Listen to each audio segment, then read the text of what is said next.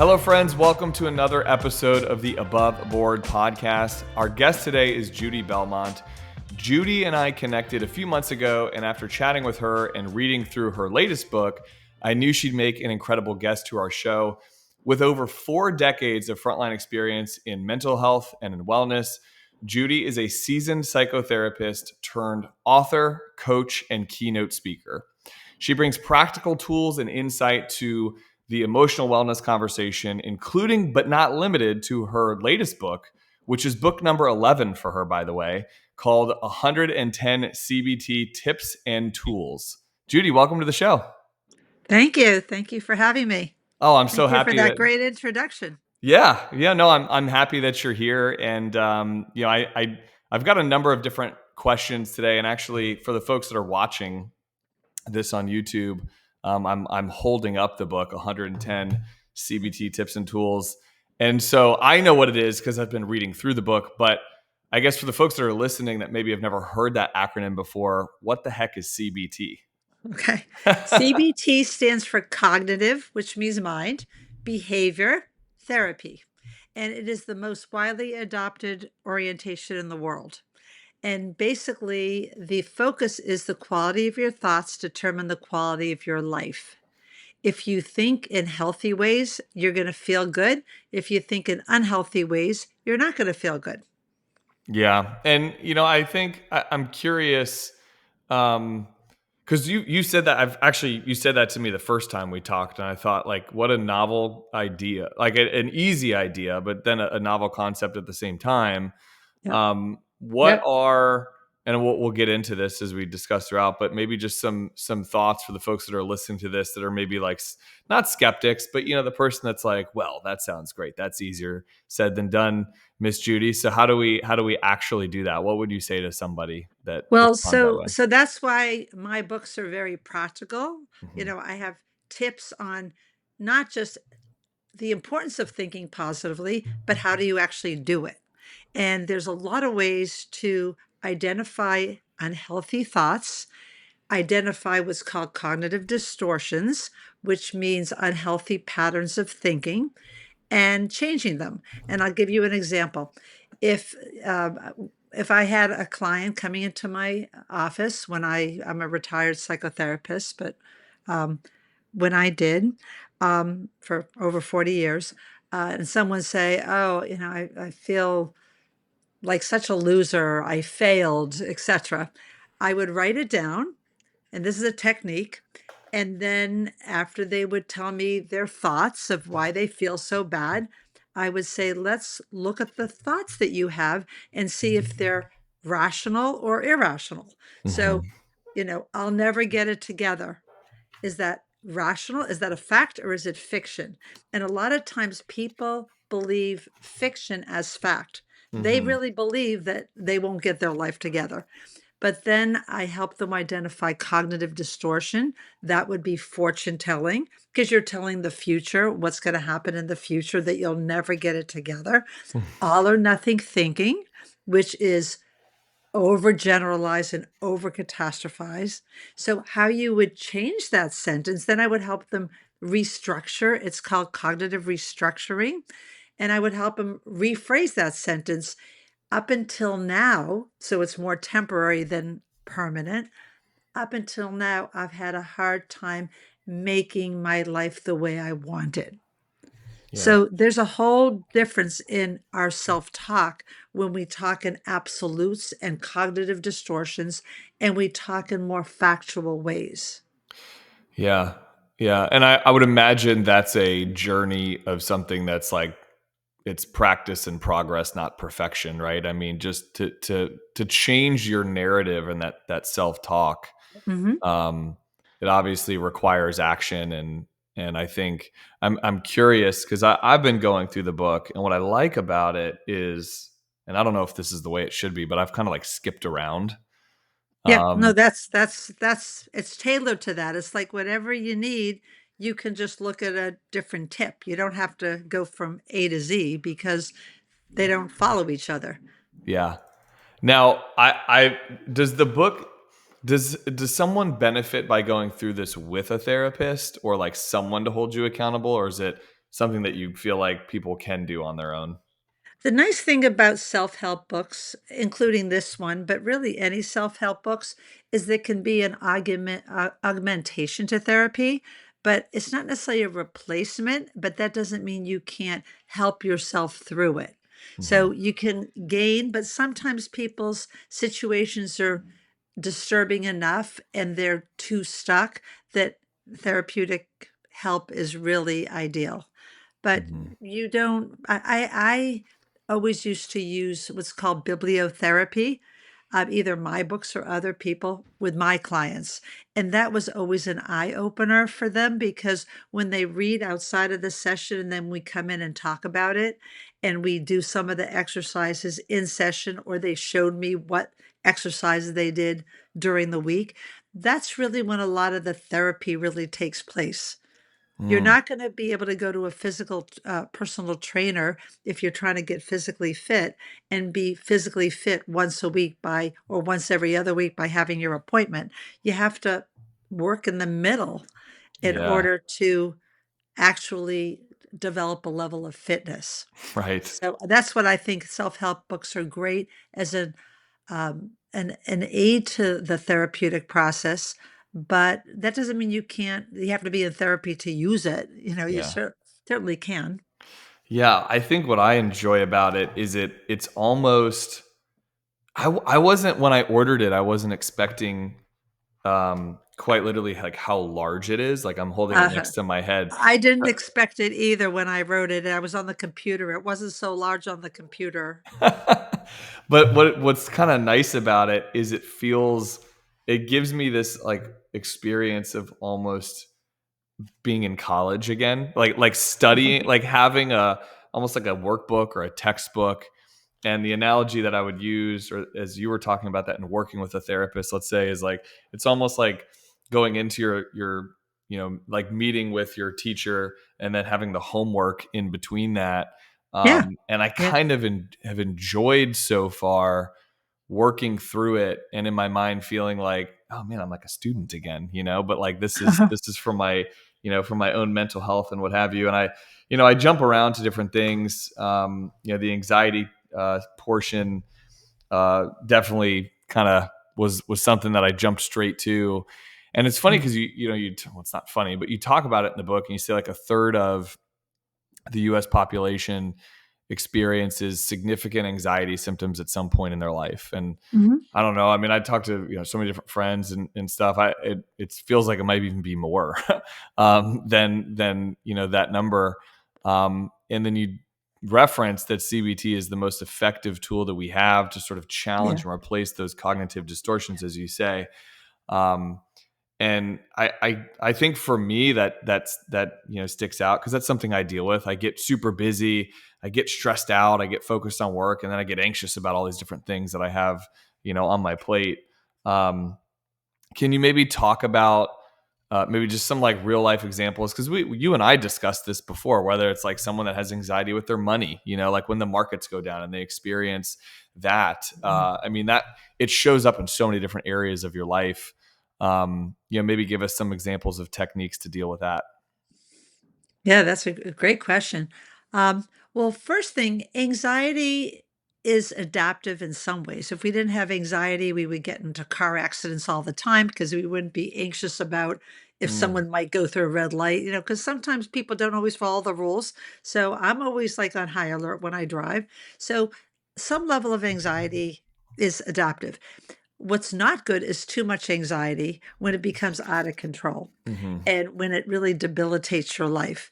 And in that case, I, would tell my clients if you focus on what is in your control instead of what's out of your control, people feel a lot better. It's kind of obvious, but a lot of times, anxiety, in the cases of extreme anxiety, people don't focus on what's in their control. So even just making a list, something you're anxious about. I'm anxious my kid isn't going to go to get into the college of his choice or something. And what's in your control and what's out of your control. And also, what are some of the benefits of it's not always so good to get what you want, because Mm-hmm. sometimes you get what you want and it's not quite the right thing. So it's all about being resilient. And stress is actually a very good thing in our lives because it's motivating. If it's not debilitating, it could Mm-hmm. like charge us. So basically, it's a mindset that I can only focus on what's in my control. Yeah. So Yeah. that would help. So what I have in the book is different like logs or questionnaires or different like activities where you have your thought, and then let's say, I'm afraid of speaking up in a meeting, and say, so the actor, this is the ABCs of CBT. A is the actor at an event, meetings coming up, and I have to present. And the C would be the consequence, which is anticipating the meeting and feeling anxious. So that would be an emotion, anxiety. What is causing that emotion, that anxiety, is the B, which is your belief. If I screw up, that would be terrible. It's what we tell ourselves. So anxiety is often, I'm talking about unhealthy anxiety. Normal anxiety is good, but unhealthy anxiety, we're usually not aware of the things that we're telling ourselves. So it would be terrible if I screw up. And if I hate sounding stupid. So then you do what I said before, you cognitively restructure. So you focus on changing your belief, and Mm-hmm. that becomes the D, which is disputing that irrational belief. Why would it be so terrible if I don't come across that great? Does that mean I'm not as worthy as a person? And then Mm-hmm. the E is the effect of a healthier belief. So that is a diet. That is one of my activities, is the ABCDEs of dealing with anxiety. Yeah, I think going Thought through catching. those, yeah. And I feel like going through those activities is helpful because it's just maybe a different, like actually physically writing it out feels kind of nice. Like I started doing it. Absolutely. I'm on page, 97 for context for anyone that does have the book or gets the book after listening to this. So it's the cognitive distortion diary. And it's like you Hmm. write out the type of distortion and then the thoughts, and it does for someone that doesn't journal, like, and has a hard time doing stuff like this, it maybe takes a moment to get there, but then it's kind of nice because you write it out and you're sort of forcing yourself to face it and That's see great. it Well, in a thanks for doing that. That's great. That makes y- me feel good. That's good feedback for me. yeah. I loved the quote in the book, and it was accredited to Marcus Aurelius, but it was, "Today I escaped anxiety," or "No, I discarded it because it was within me in my own perceptions, not outside." Right. and A and lot of I times we think she stresses me out. He's making me anxious. So that in itself is a cognitive distortion. We're not talking about abuse here. We're talking about non-criminal behavior. No one can really change the neurons in your brain. So that would be another example of dealing with anxiety, Mhm. is realizing who's really in control. You're going to be a lot more anxious when you're not in control, when you think someone's making you feel a certain way. Mhm. Yeah. That's so funny because I talk about that all the time in my world of, of finance and focusing on what you can control versus what you cannot. Because there's, like, you think about with money specifically, there's so much um, emotion but we call it behavioral finance, right? But there's a lot of emotion wrapped up into the work that It sure people is. do when they're building their finances and all that stuff. And then you go through a year like COVID, for example, where the stock market in 3 weeks dropped 35% from high to low, and people had to really lean into, and that was a lot of our talk tracks with clients was, what can we control? Our asset allocation, what we're invested in, how we respond to this, understanding, how things have happened in the past and how the markets, can recover and stuff like that. We can't control what the markets actually do. We can control how we react to it. So it's just funny hearing you say that because it's you realize like that is in basically every area of your life. Absolutely. But it really is very impactful when there's huge swings in the market. Hmm. And yeah, that is very anxiety provoking. Hmm. And, you know, you learn from investing and you learn from how things go and how you feel and you know what you can handle. Yeah. Some like I used to actively trade stocks for just my personal portfolio. And now I don't do it because I realize I love it when the market goes up because I feel like a genius. But then when the market isn't doing so well, I don't feel so good. So I Yeah. realize my limits. So we have to all know our limits. Yeah. Yeah, absolutely. Shifting gears a little bit from anxiety, you mentioned stress, and I just want to go back to that for a moment. Uh, and because I feel like, and this will be a personally documented therapy session that everyone that's listening gets to hear. But like, I feel like I have this I was just talking about this with my wife last night. I have this like well-intended habit, and I think that it ends up turning into being unhealthy. But I have this I don't know how to describe it. It's like this interest of I run into things that I fear. Not dangerous things, but for example, like anytime there's an opportunity that I'm presented with, like let's say maybe it's a speaking engagement, where my initial reaction is maybe even subconscious somehow, but like I get, butterflies in my stomach. I feel a little anxious about it. I've tried to just train myself to go like if I have that feeling, I need to say yes to it. I don't even necessarily know why, but I need to say yes to it because usually there's some growth involved in accepting this Absolutely. this challenge. It's a But great way of putting it. but the problem for me is that I might say yes to that thing and then yes, to all the things in addition to like the stuff that I have to do to maintain my personal life and my work life. And so I have all those responsibilities and I say yes to this thing on top of it. And the result of it is that there are times in my life where I have so much stress to the point where like it manifests into physical symptoms, like I'll, I think a lot of people have had that before. For me, it's Yeah. like sometimes it's chest pain, sometimes it's nausea, um, which I know sounds extreme. So for the people that are listening to this, being like, "I didn't know this about you, John," like it's, yeah, I mean, I experience it too, You're human. right? So I don't know. I don't even know where to go with that statement. I'm trying to turn it into a question, but what are your thoughts that come up as I say that? Oh, I love that. I love that. That's great. Well, I have so many things to say about that. First thing, just that you can articulate it like you did, it shows kind of the poignancy and the beauty of just being human and to be wanting to do more, wanting to be committed, wanting to be challenged. And stress, it's very interesting when I do live presentations and I have a PowerPoint presentation and I have on the screen, stress is blank. I said, just call out, what's the first thing that comes to your mind? And people say, too much to do, too little time, exhausting, whatever. And actually, even though most people have negative connotations, stress is actually the spice of life. Stress is motivating. It makes us become more actualized. It makes us do good things. It makes us feel involved. And so sometimes it's a hard thing to do. I'm always struggling with that Mm, because I want to be challenged. I want to be committed. I want to be involved. But sometimes life happens and it's hard to do it all when you committed yourself and then still doing your everyday life.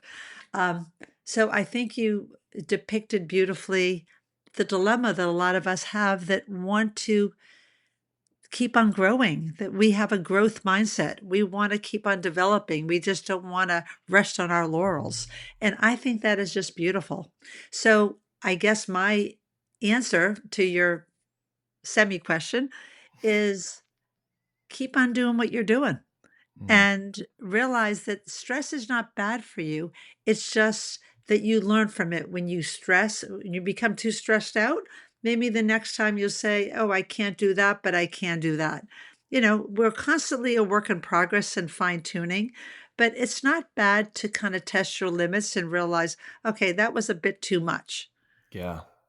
and Yeah. then throttle back. But what I think that does is it just makes you more human, more empathetic, and more understanding when people are going through kind of that sense that they are stretched too thin.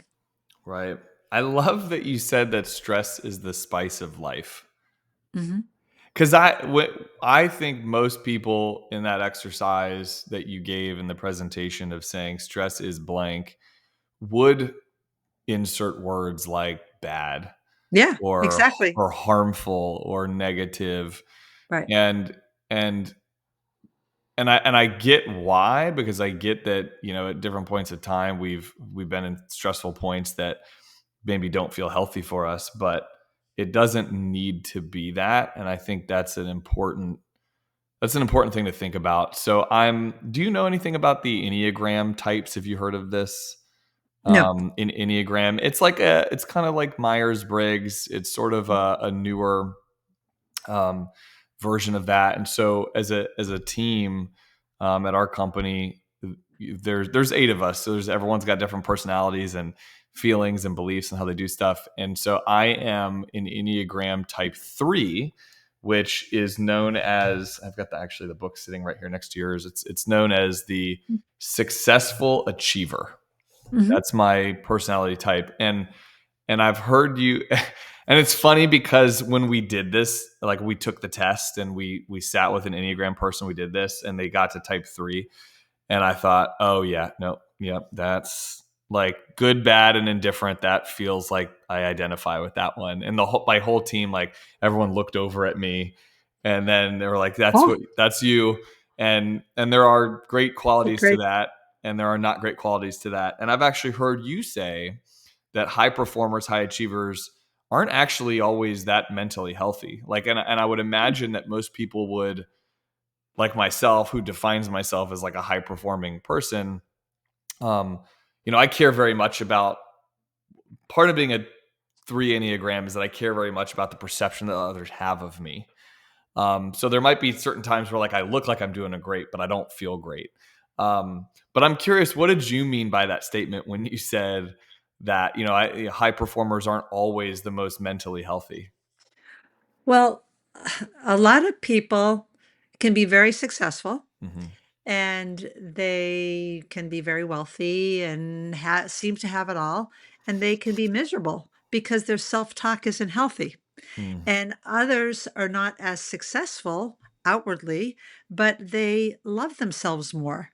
People who are high achievers often don't have a great deal of self-compassion because they expect a lot of themselves and they're tend to be more perfectionistic and have a hard time, quote, failing Hmm. or not, or missing the mark.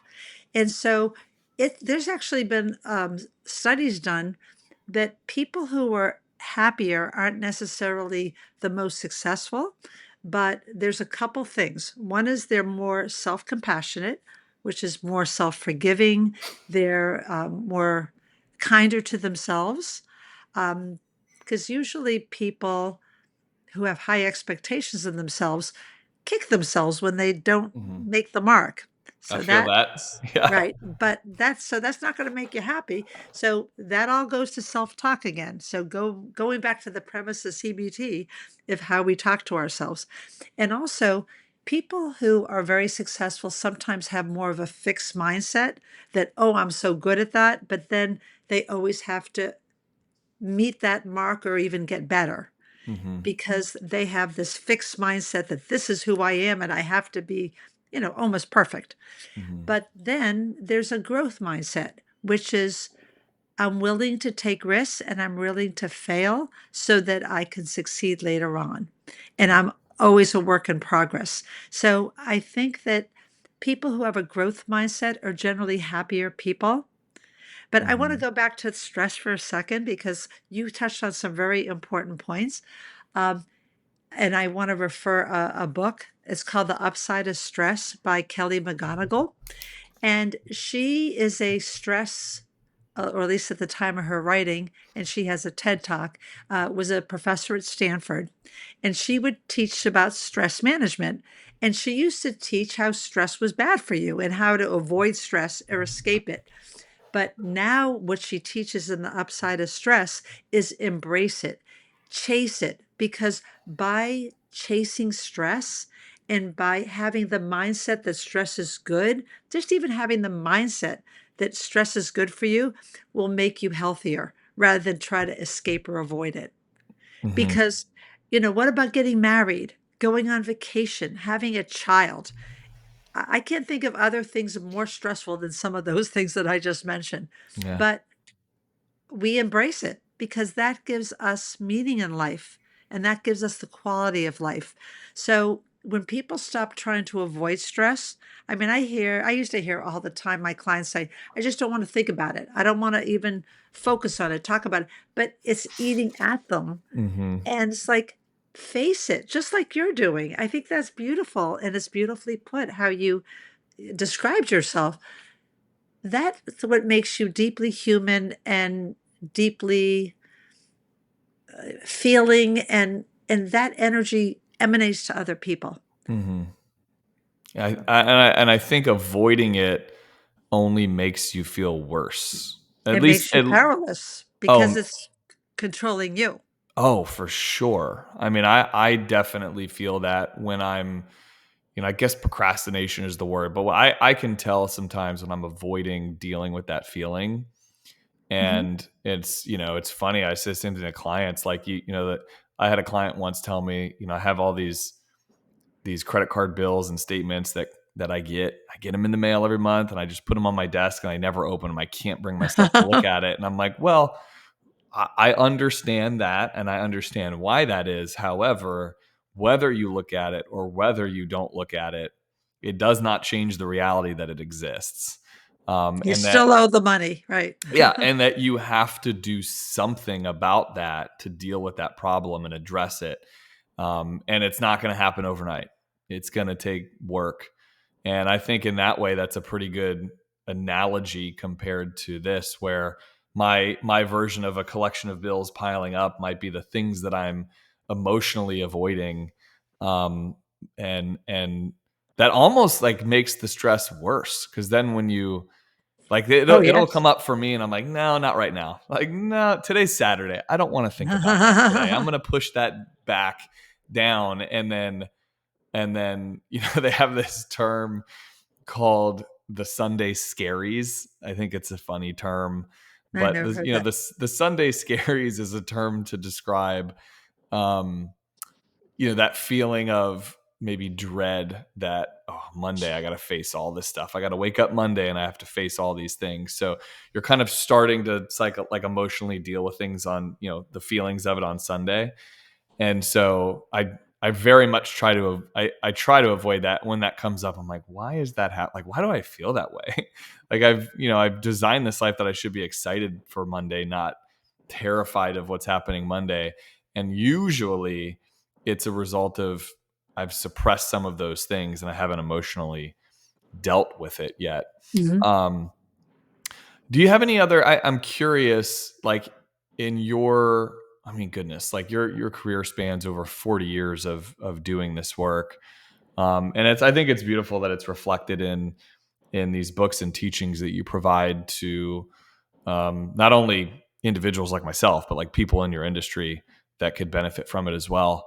But I'm curious, just shifting gears a little bit, is there maybe one emotional skill that you wish folks would learn earlier in life that you've seen kind of repeatedly just over the decades of time in doing the work that you've done? The one thing that struck me in dealing with people, either in my office or just in general, Hmm. is that people, as they age and as they get scarred and as they fall and as they fail and as life happens to them, they somehow don't think they're as worthy enough. And I Hmm. love the analogy of using, let's say, a $20 bill, and you can crumple that bill and you can step on it, you could fold it, and I would do this in my live presentation, and then the bill would come back to me once people had did all sorts of things with that bill, and then I opened it up and said, "Now how much is it worth?" we're still worth the same. We're Mhm. still worth the same as the day we were born.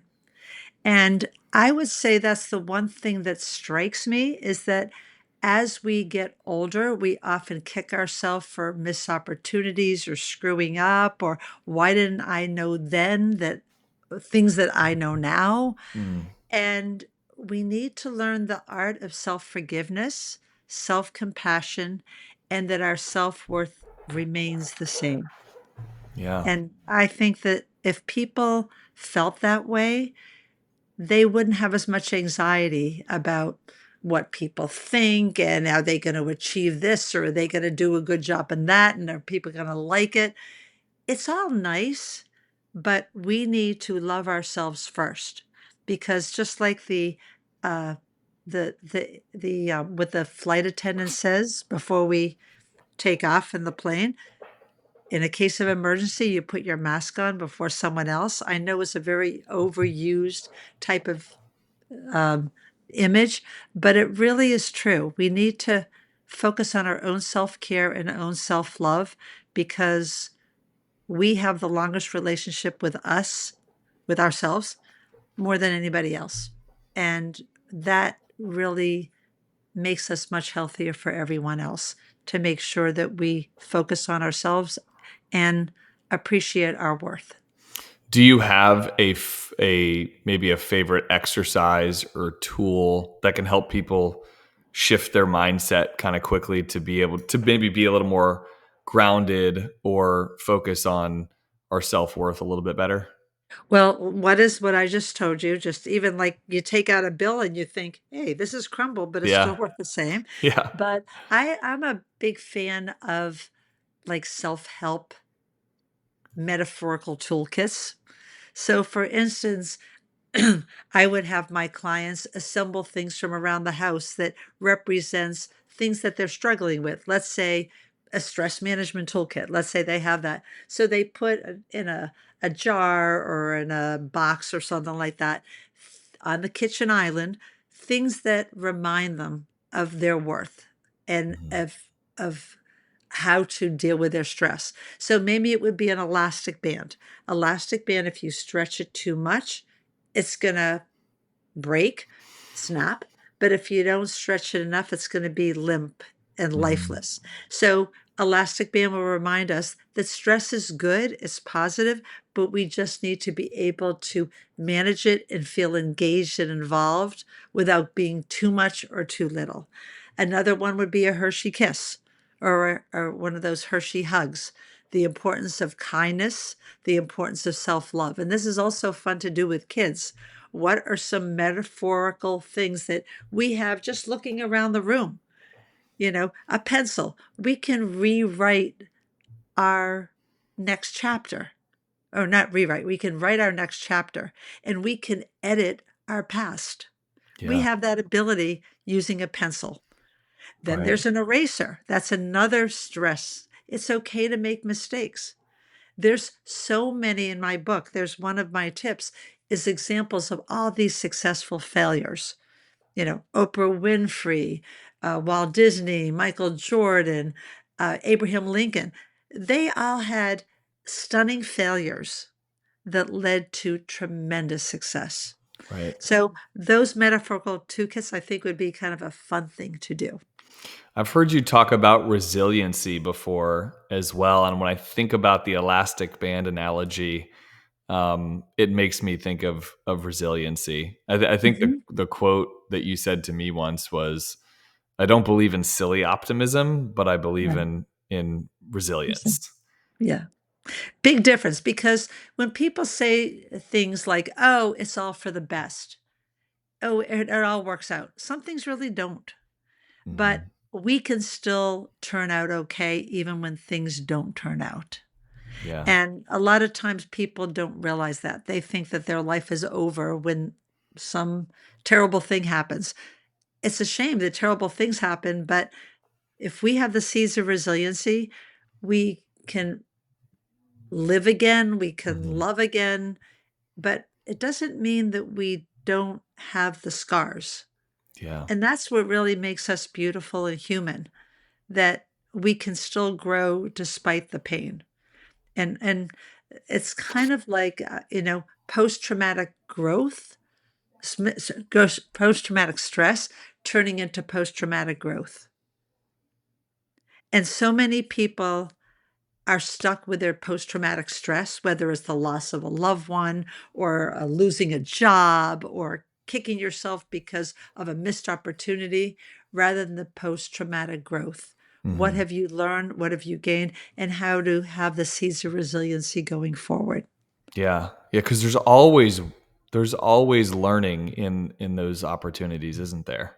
There's always Um, something to be, I mean, this is silly, but I'm like thinking about like, my daughter's softball team, like they lost a game the other day, and I just gave this like little talk about there's winning and there's learning, kiddo. Like it's not like, I know how that's great. painful this feels that you guys lost this game, but there's a lot of opportunities for learning from this game on how you would do things differently. And I like That's these great. metaphors too. Yeah. That focus on learning, because it's stressful watching your kids. My kids used to play soccer and tennis when they were younger. It was so stressful, but it was exciting. That was one of the highlights of when I think of their childhood, is getting involved, getting engaged. But you have to, you know be resilient, and Yeah. so you're not going to be crushed by the failures. Yeah. And that's a great lesson that you're teaching your daughter, I I that you love can the learn from anything. Yes. Yeah. Thank you for saying that. And I love the concept of post traumatic stress turning into post traumatic growth. Yeah. Rather than sitting in that failure or frustration, but finding lessons in that. I think that that's so important. A lot of people, they never move past it, Yeah. and they never move past some trauma. I remember having a Vietnam vet that I saw for a while and was very angry. Oh my God, he was an angry, angry guy. And once he instead of not talking about some of the trauma, he shared some of the trauma. And just, it's like a pail of water. If you have two handles, if you're holding it alone, it's so heavy. But if you have someone holding it with you, it doesn't feel so heavy. And by being able to open up and cry and relive it, but in a way that you're opening your heart and you're being supported, he really transformed himself after that. His Yeah. marriage was better, his relationship with his kids were better, because he wasn't holding all that PTSD in. Yeah. Yeah. Oh, That goodness doesn't mean gracious. that it hadn't been, it was still a scar, but he was able to have some growth after the trauma. Yeah. Absolutely. Judy, this has been such a fun conversation. I knew it was. Great I'm talking I'm to I'm you. I'm looking up and I'm like, how did we just go 40 minutes? That like it was like a blink of an eye. It has Um been 40 minutes. Oh my yeah. God. Yeah. I know. Um You are fabulous to talk to. I love talking to you. You're Same. you're a good human being. I just love a lot of depth. Thank you very much. Ditto. When we first started talking, I was like, "Oh, we've got to do a podcast. This is going to be a lot of fun." Yeah. Judy, just as we are wrapping up the show today, any maybe just I mean, you shared so many things, so this is kind of a hard question to even ask, but any parting words of wisdom or final thoughts to leave our audience? I think it's very helpful, if you're struggling with some negative thoughts, to not wish them away, but to watch them, to look at them rather than from them. Hmm. So instead of saying, I'm a loser, oh, there I go again, having the thought that I'm a loser, and imagine it being on a cloud and then it disappearing, those words. Yeah. So distance yourself from some of that negativity, because you are beautiful, even if sometimes you don't feel that way. All have beauty, and we all are deserving of love, no matter how many times we stumble. Yeah. Well said, Judy. Well, thank you again for being here, and I Thank you just so much. I really appreciate the perspective and the way you make these concepts that we all struggle with feel doable, Very to kind of doable. navigate Takes and figure practice. out. It's a new language, basically. Yeah, yeah. I just really appreciate that. And it's such a helpful conversation. For the folks listening that do want to learn more, what's the best way that they can find you? Well, I have a website, Belmont Wellness, and I have a lot of free handouts and worksheets and self-help quizzes Mhm. on the website. And I also have an Amazon author page. Yes. Thank you for mentioning the Amazon page. So, for everyone that's listening, go grab the book on Amazon. Her latest book. This came out, I think, in January of this year, right? January of Yeah. Mhm. 2025. Yep. The latest book, 110 CBT tips and tools. Would love for you to go grab a copy of that. Maybe we can do, for the folks that are listening, maybe comment in the in the section. We can do a book study together, That's with great. our audience listeners. But I hope today's conversation gave you a little bit of clarity, maybe a little spark, or encouragement, to be thinking about, the different areas of mental health that you might be struggling with, and can focus on. So that's always the goal, is to just have a conversation and try to expand on it. So if you enjoyed this, make sure to follow our episodes so you don't miss future ones. And as always, thank you all to our listeners for spending the time with us today. And Judy, thanks for hanging with us today. Well, thank you very much. I really enjoyed talking to you. Love it. Have a good one. See everyone next week. Bye.